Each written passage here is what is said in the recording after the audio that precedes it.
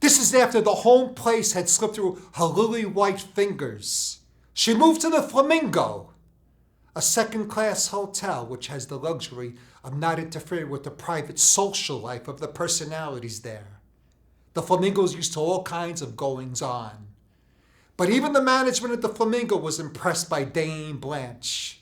As a matter of fact, they were so impressed, they asked her to turn in a room key for permanently. This happened a few weeks before she showed up here. Sure, Stella, I can see how you would be upset by this.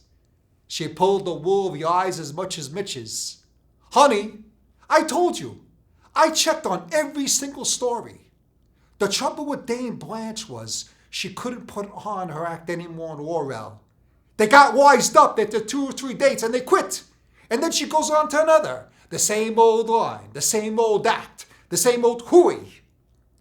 But the town was too big for this to go on forever.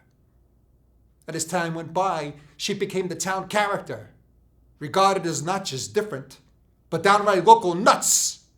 And for the past year or two, she's been washed up like poison. That's why she's here this summer, visiting royalty, putting on all this act. She was practically told by the mayor to get out of town. Oh, and yes, did you know that there was an army camp near Laurel? And your sister's was one of the places called Out of Bounds? Well. So much for being such a refined and particular type of girl. Which brings us to line number 2. She didn't resign temporarily because of her nerves. No, sirree, Bob, she didn't.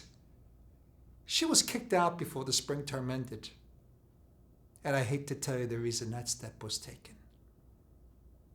A 17-year-old boy she's gotten mixed up with, Stella. And when the boy's dad learned about it and got in touch with the high school superintendent, oh, I'd like to have seen Dame Blanche in that office walk the carpet. I'd like to have seen her scrum out of that one. But they had her hooked good and proper that time, and she knew that the jig was all up. They told her, you better move on to some fresh territory. It was practically a town ordinance passed against her.